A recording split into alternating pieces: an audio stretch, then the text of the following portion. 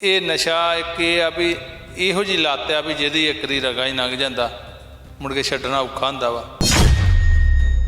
ਨਸ਼ਾ ਛਡਾਉਣ ਲਈ ਜਿਹੜੀ ਗੋਲੀ ਆ ਉਹੀ ਨਸ਼ਾ ਬਣ ਚੁੱਕੀ ਆ। ਜਿੰਨੇ ਵੀ ਇੰਜੈਕਸ਼ਨ ਨਾਲ ਮੌਤਾਂ ਹੁੰਦੀਆਂ ਨਾ ਉਹ ਗੋਲੀ ਦੀ ਇੰਜੈਕਸ਼ਨ ਨਾਲ ਹੁੰਦੀਆਂ ਵਾ। ਤੁਸੀਂ ਖੁਦ ਜਾਣਦੇ ਹੋ ਔਰ ਖੁਦ ਆਪਣੇ ਪੈਸਿਆਂ ਦਾ ਨਸ਼ਾ ਖਰੀਦ ਕੇ ਔਰ ਲੋਕਾਂ ਨੂੰ ਦੱਸਦੇ ਹੋ ਕਿ ਸ਼ਰੇਆਮ ਝਬਾਲ ਦੇ ਵਿੱਚ ਨਸ਼ਾ ਮਿਲਦਾ ਹੈ। ਅਸੀਂ ਤਾਂ ਜੀ ਪੜ੍ਹੇ ਲਿਖੇ ਲੋਕ, ਅਸੀਂ ਤਾਂ ਬੂਹਾ ਮਾਰ ਲਈਦਾ ਟਾਈਮ ਨਾ, ਅਸੀਂ ਨਹੀਂ ਵੇਖੀਦਾ ਲਾਗੇ ਕੀ ਹੋਣ ਡਿਆ, ਕੌਣ ਆਉਂਦਾ ਕੌਣ ਜਾਂਦਾ। ਇਹ ਲੋਕ ਜਿਹੜੇ ਸਮਾਜ ਤੇ ਧੱਬਾ ਵਾ ਜਿਹੜੇ ਅੱਜ ਜੀ ਉਹਦਾ ਪੀਣ ਡਿਆ, ਸਾਨੂੰ ਕਹੀਂ ਚੁੱਪ ਕਰਕੇ ਬੈਠੇ ਆ, ਕੱਲ੍ਹ ਨੂੰ ਵਾਰੀ ਸਾਡੀ ਵੀ ਆਉਣੀ ਆ। ਆਪਣੇ ਬੱਚਿਆਂ ਨੂੰ ਕਾਰਾਂ ਲੈ ਕੇ ਦੇਣ ਲਈ, ਕੋਠੀਆਂ ਲਈ ਤੇ ਉਹਨਾਂ ਦੀ ਜਾਇਦਾਦਾਂ ਬਣਾਉਣ ਲਈ ਦੂਜਿਆਂ ਦੇ ਬੱਚੇ ਨਾ ਮਾਰੋ। ਜਿਹੜੇ ਸਿਆਸੀ ਆ ਇਹ ਮਸਲੇ ਤੇ ਸਾਰੇ ਇੱਕ ਆ। ਸਟੇਜ ਤੇ ਖਲੋ ਕੇ ਤੁਹਾਨੂੰ ਭਰਮਾਉਣ ਲਈ ਜ਼ਰੂਰ ਇਹ ਗੱਲ ਕਹਿਣਗੇ ਵੀ ਫਲਾਣੀ ਸਰਕਾਰ 'ਚ ਗੰਦ ਬੜਾ ਪੈ ਗਿਆ, ਚਿੱਟਾ ਵਿਕਣ ਡਿਆ, ਪਰ ਕਦੀ ਇਹਨੂੰ ਬੰਦ ਕਰਾਉਣ ਲਈ ਕੋਈ ਉਪਰਾਲਾ ਨਹੀਂ ਕਰਨਗੇ। ਯੋਧਿਆਂ ਦੀ ਪਾਵਨ ਧਰਤੀ ਪੰਜਾਬ ਨੂੰ ਤੱਕਦਿਆਂ ਹੋਇਆਂ ਇੱਕ ਕਵੀ ਨੇ ਬੜਾ ਪਿਆਰਾ ਲਿਖਿਆ ਹੈ, ਸੋਹਣੇ ਦੇਸ਼ ਪੰਜਾਬ ਦੀ ਸਵਰਗਾਂ ਤੋਂ ਵੱਧ ਸ਼ਾਨ, ਅੱਜ ਵੀ ਮੇਰੇ ਦੇਸ਼ ਨੂੰ ਗੱਭਰੂਆਂ ਤੇ ਮਾਣ। ਪਰ ਵੱਡੀ ਤਰਾਸਦੀ ਵਾਲੀ ਗੱਲ ਹੈ ਕਿ ਅੱਜ ਵੱਡੀ ਤਾਦਾਦ ਦੇ ਵਿੱਚ ਜਿਹੜੇ ਪੰਜਾਬ ਦੇ ਨੌਜਵਾਨ ਨੇ ਨਸ਼ੇ ਦੇ ਆਦੀ ਨੇ, ਨਸ਼ਾ ਪੀਣ ਦੇ ਆਦੀ ਨੇ।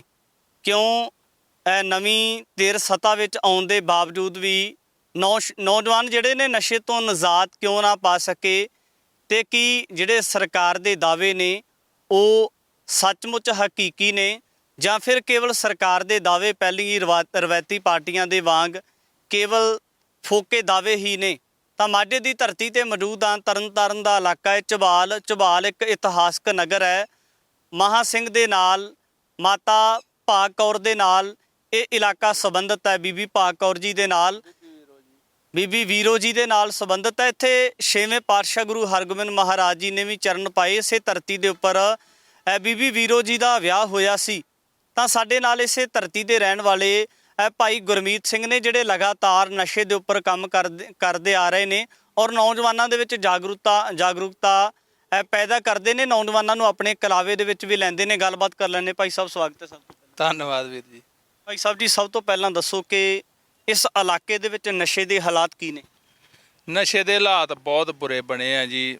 ਬਹੁਤ ਜਿਹੜਾ ਨਾ ਸਾਡੇ ਦੇ ਇੱਧਰ ਗੜ੍ਹ ਬਣ ਚੁੱਕਿਆ ਵਾ। ਪਿਛਲੇ ਨਾ 12-14 ਸਾਲਾਂ ਤੋਂ ਧਿਆਨ ਹੀ ਨਹੀਂ ਕੀਤਾ ਸਰਕਾਰਾਂ ਨੇ, ਤੇ ਉਹਦਾ ਕਰਕੇ ਬਹੁਤ ਜਿਹੜਾ ਉਹ ਮੰਦਾ ਹਾਲ ਹੋ ਚੁੱਕਾ ਵਾ ਇੱਧਰ, ਬਹੁਤ ਜ਼ਿਆਦਾ। ਬਾਰਡਰ ਏਰੀਆ ਕਰਕੇ ਹੈ ਜਾਂ ਬਾਰਡਰ ਏਰੀਆ ਵੀ ਕਹਿ ਸਕਦੇ ਹੁਣ, ਕਈ ਇੱਧਰ ਅੱਗੇ ਚੱਲ ਜਾਓ ਬਾਰਡਰ ਏਰੀਆ ਵੀ ਨਹੀਂ ਆ। ਪਤਾ ਨਹੀਂ ਕੀ ਗੱਲ ਆ, ਕਿਉਂਕਿ ਜਦੋਂ ਦੀ ਇੱਧਰ ਧਿਆਨ ਦੇਣ ਡਏ ਆ, ਪਿਛਲੇ 12-14 ਸਾਲ ਹੀ ਹੋ ਗਏ ਆ, ਵੀ ਜਦੋਂ ਸਖਤਾਈ ਨਹੀਂ ਆ ਵੇਚਣ ਵਾਲੇ ਤੇ ਉਹ ਫਿਰ ਵੇਚਦਾ ਵਾ ਤੇ ਖਰੀਦਣ ਵਾਲਾ ਖਰੀਦਣੀ ਆ। ਜਿਹੜੀ ਚੀਜ਼ ਮਾਰਕੀਟ 'ਚ ਵਿਕਦੀ ਆ ਉਹ ਤੇ ਹਰ ਕਿਸੇ ਨੇ ਖਰੀਦ ਕੇ ਤੇ ਵੇਖਣੀ ਆ। ਫਿਰ ਇਹ ਨਸ਼ਾ ਇੱਕ ਇਹ ਆ ਵੀ ਇਹੋ ਜਿਹੀ ਲੱਤ ਆ ਵੀ ਜਿਹਦੀ ਇੱਕ ਦੀ ਰਗਾ ਹੀ ਲੰਘ ਜਾਂਦਾ ਮੁੜ ਕੇ ਛੱਡਣਾ ਔਖਾ ਹੁੰਦਾ ਵਾ। ਨਸ਼ਾ ਆਉਂਦਾ ਕਿੱਥੋਂ ਆ? ਨਸ਼ਾ ਹੁਣ ਅੱਜ ਦੀ ਡੇਟ 'ਚ ਵੀਰ ਜੀ ਜਿਹੜਾ ਨਾ ਆਪਣੀ ਗੋਲੀ ਮਿਲਦੀ ਆ ਹਸਪਤਾਲਾਂ 'ਚ ਛਡਾਉਣ ਲਈ, ਨਸ਼ਾ ਛਡਾਉਣ ਲਈ ਜਿਹੜੀ ਗੋਲੀ ਆ ਉਹੀ ਨਸ਼ਾ ਬਣ ਚੁੱਕੀ ਆ। ਉਹ ਕਿਵੇਂ ਜੀ? ਉਹਦਾ ਜ਼ਿਆਦਾ ਤਾਦਾਦ 'ਚ ਮੁੰਡੇ ਜਿੰਨੇ ਵੀ ਇੰਜੈਕਸ਼ਨ ਨਾਲ ਮੌਤਾਂ ਹੁੰਦੀਆਂ ਨਾ ਉਹ ਗੋਲੀ ਦੀ ਇੰਜੈਕਸ਼ਨ ਨਾਲ ਹੁੰਦੀਆਂ ਵਾ। ਹਸਪਤਾਲ 'ਚੋਂ ਗੋਲੀ ਖਰੀਦਦੇ ਆ, ਲੈਂਦੇ ਆ। ਕਈਆਂ ਦੇ ਨਾ ਕਾਰਡ ਬਣੇ ਉੱਥੇ ਹਸਪਤਾਲ 'ਚ ਵੀ ਕਿਸੇ ਦੀਆਂ 5-6 ਗੋਲੀਆਂ, ਕਿਸੇ ਦੀਆਂ 4 ਗੋਲੀਆਂ।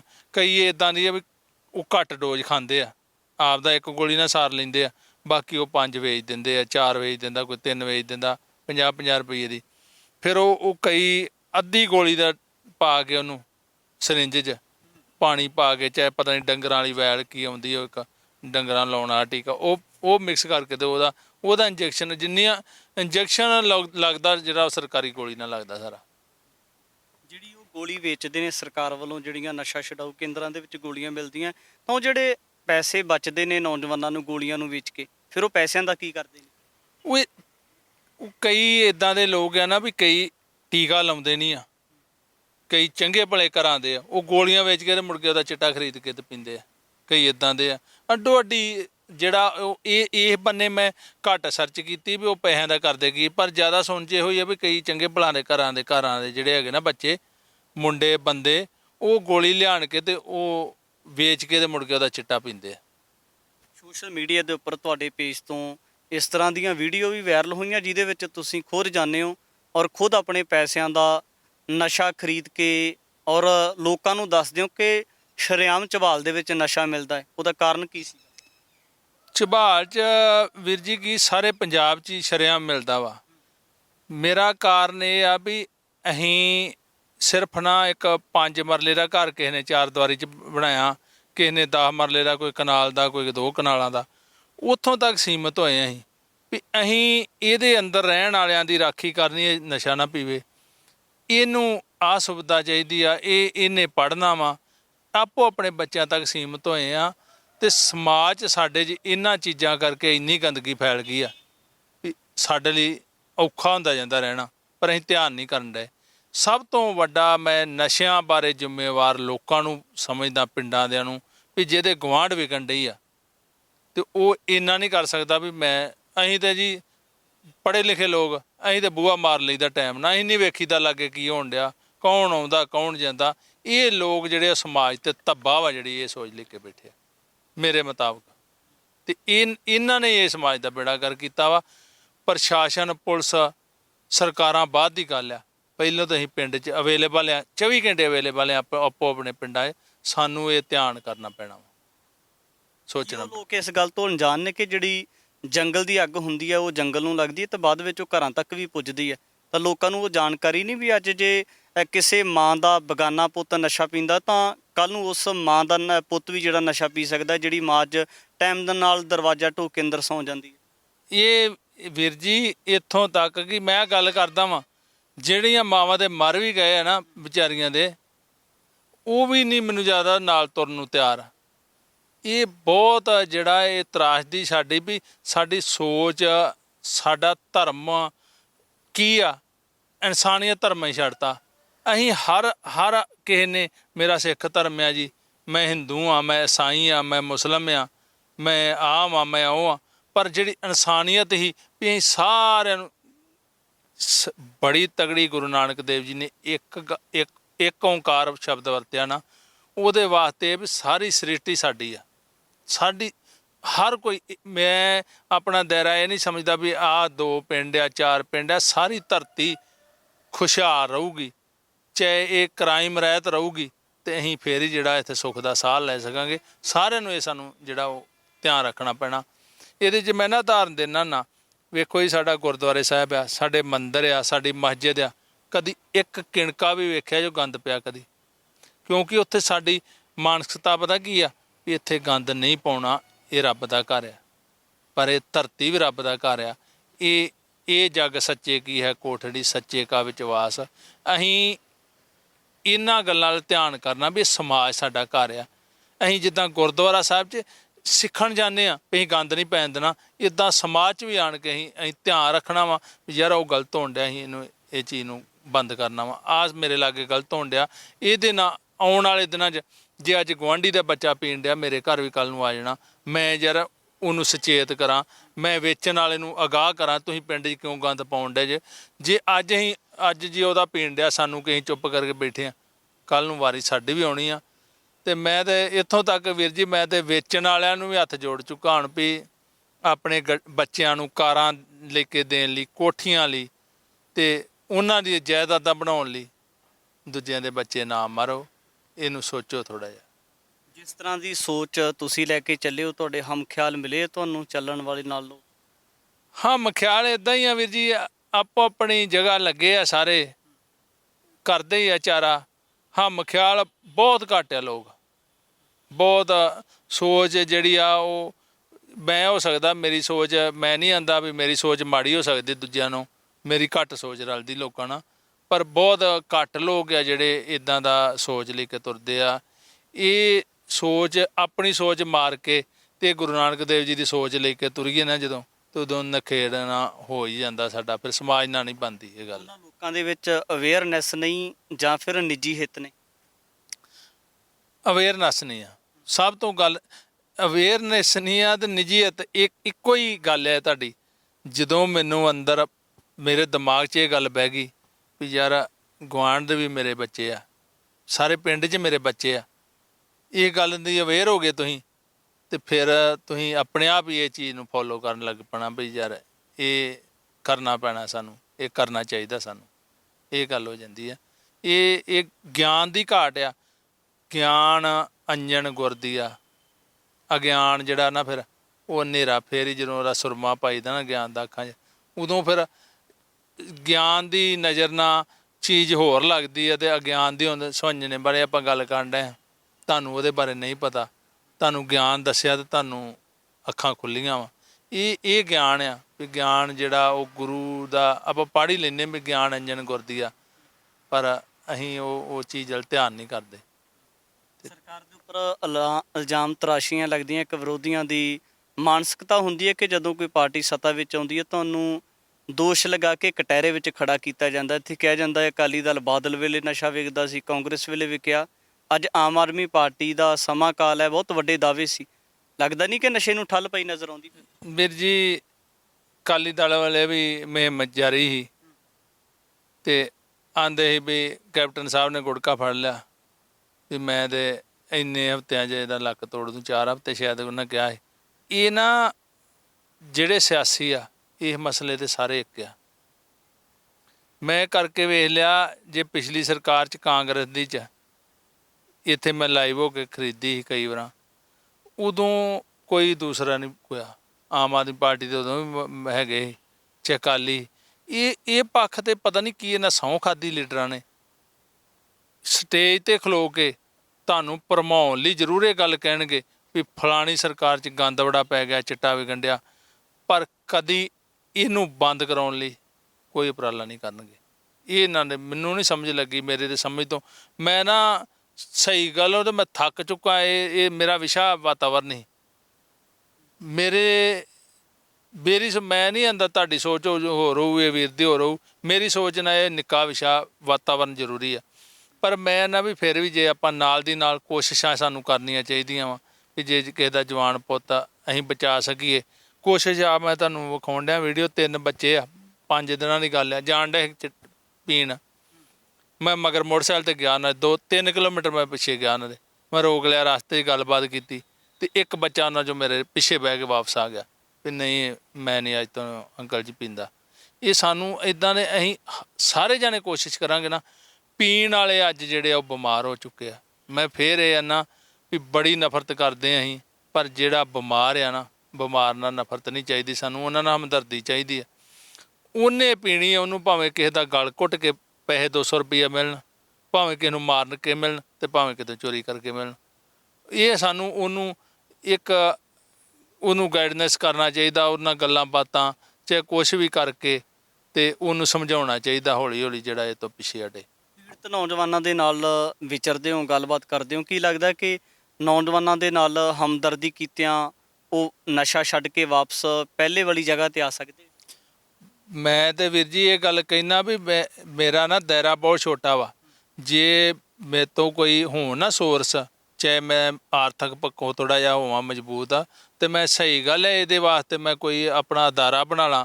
ਇਹਦੇ ਐਡੇ ਕੋਮਲ ਆ ਬੱਚੇ ਜਿਹੜੇ ਪੀਣ ਵਾਲੇ ਆ ਨਾ, ਇੰਨੇ ਕੋਮਲ ਆ ਨਾ ਅੰਦਰੋਂ, ਇਹ ਐਵੇਂ ਨਫ਼ਰਤ ਲੋਕ ਜਿੰਨਾ ਮਰਜ਼ੀ ਕਰੀ ਜਾਣ, ਵੀਰ ਜੀ ਤੋਂ ਬਗੈਰ ਇਹਨਾਂ ਕੂਣਾ ਨਹੀਂ, ਅਤੇ ਨਹੀਂ ਰਿਸਪੈਕਟ ਦੇਣਗੇ ਤੁਹਾਨੂੰ ਵੀ ਤੁਹਾਨੂੰ ਹੁਣ ਇੱਥੇ ਲੱਭੇ ਨਹੀਂ ਨੇ, ਤੁਹਾਨੂੰ ਗੱਲਬਾਤ ਕਰਾ ਦੇਣਾ।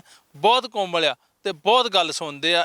ਉਹ ਹੁਣ ਇਹਨਾਂ ਦੀ ਸੁਸਾਇਟੀ ਬਣ ਚੁੱਕੀ ਆ ਵੀ ਇੱਕ ਵਾਰੀ ਤੁਸੀਂ ਇਕੱਲੇ ਨਾ ਬਹੋਗੇ ਨਾ, ਉਹ ਛੱਡ ਗਿਆ, ਪਰ ਜਦੋਂ ਦੂਜੇ 2 ਨਾਲ ਰਲ ਗਏ ਫਿਰ ਉਹਨਾਂ ਚਾਲੂ ਕਰ ਦੇਣੀ। ਇਹਨਾਂ ਨੂੰ ਇਹ ਹੁਣ ਪਤਾ ਨਹੀਂ ਸਰਕਾਰ ਪਾਲਿਸੀਆਂ ਇੱਦਾਂ ਦੀਆਂ ਲੈ ਕੇ ਆਵੇ, ਬਣਾਵੇ, ਅਤੇ ਫਿਰ ਬਹੁਤ ਵਧੀਆ ਹੋ ਸਕਦਾ। ਵੀ ਇਹ ਆ ਇੱਕ ਗੋਲੀ ਦਿੱਤਿਆਂ ਨਹੀਂ ਉਹਨਾਂ ਨੂੰ ਨਸ਼ਾ ਛੁੱਟਣਾ, ਉਹਨਾਂ ਨੂੰ ਸਮਝਾਉਣ, ਉਹਨਾਂ ਦੇ ਅਵੇਅਰ ਕਰਨਾ ਛੁੱਟਣਾ ਵਾ। ਉਹਨਾਂ ਦੇ ਵਿੱਚ ਵੜ ਕੇ ਸਾਨੂੰ ਜਿਹੜਾ ਉਹ ਗੱਲਾਂ ਕਰਨੀਆਂ ਪੈਣੀਆਂ। ਮੇਰੇ ਹੁਣ ਅਕਸਰ ਹੀ ਪਰਿਵਾਰ ਲੈ ਤੇਰੇ ਯਾਰ ਹੀ ਇਹੋ ਜਿਹੇ ਆ, ਅਤੇ ਮੈਂ ਯਾਰ ਇਹ ਬਣਾਇਆ ਹੀ ਇਹਨਾਂ 'ਚ ਵੜਿਆ ਜਾਣਾ ਵਾ, ਅਤੇ ਫਿਰ ਇਹਨਾਂ ਨਾਲ ਗੱਲਾਂ ਬਾਤਾਂ ਕਰੀ ਦੀਆਂ, ਪੁੱਛੀ ਦੀਆਂ, ਫਿਰ ਦੱਸਦੇ ਵੀ ਆ ਵਿਚਾਰੇ। ਮੈਨੂੰ ਤਦੇ ਪਤਾ ਲੱਗ ਜਾਂਦਾ ਵੀ ਕਿਹੜੀ ਜਗ੍ਹਾ ਵਿਕਦੀ ਆ, ਕਿੱਥੇ ਆ।